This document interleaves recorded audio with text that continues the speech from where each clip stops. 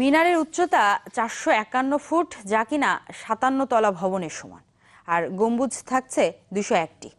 টাঙ্গাইলের গোপালপুরে নির্মাণ হচ্ছে বিশ্বের দ্বিতীয় উঁচু মিনারের এই মসজিদ। রফিকুল ইসলাম কল্যাণ ট্রাস্টের উদ্যোগে করা এই মসজিদের ব্যয় হবে প্রায় 100 কোটি টাকা। নির্মাতাদের আশা, মসজিদটি বিশ্বে বাংলাদেশকে নতুনভাবে তুলে ধরবে। সমুদ্রের বুকে জেগে থাকা মিনারটি মরক্কোর দ্বিতীয় হাসান মসজিদের।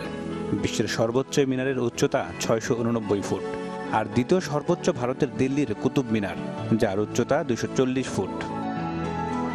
দিল্লিকে টপকে এবার দ্বিতীয় অবস্থানে চলে আসছে বাংলাদেশ। টাঙ্গাইলের গোপালপুরে নির্মাণ হচ্ছে 201 গম্বুজ বিশিষ্ট মসজিদ কমপ্লেক্স, যার মিনারের উচ্চতা 451 ফুট। 15 বিঘা জমির ওপর এই মসজিদের ছাদের মাঝখানে রয়েছে 81 ফুট উচ্চতার বড় গম্বুজ, আর চারিদিকে 200টি গম্বুজ থাকছে 17 ফুট করে। এছাড়া মূল মসজিদের চার কোণায় 101 ফুট উচ্চতার 4টি মিনারের পাশাপাশি 81 ফুট করে রয়েছে আরও 4টি মিনার। 2 তলা এই মসজিদে থাকছে অত্যাধুনিক সব সুযোগ সুবিধা।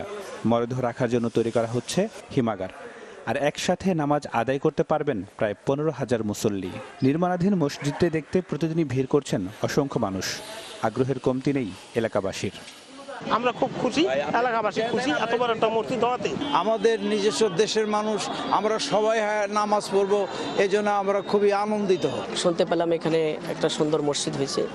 মসজিদ দেখে আমরা খুবই খুশি, খুবই আনন্দ। এত বড় একটি স্থাপনা, যা বিশ্বের নন্দিত একটি স্থানের মধ্যে অন্যতম একটি স্থান হবে এই পাথালিয়া জামে মসজিদ।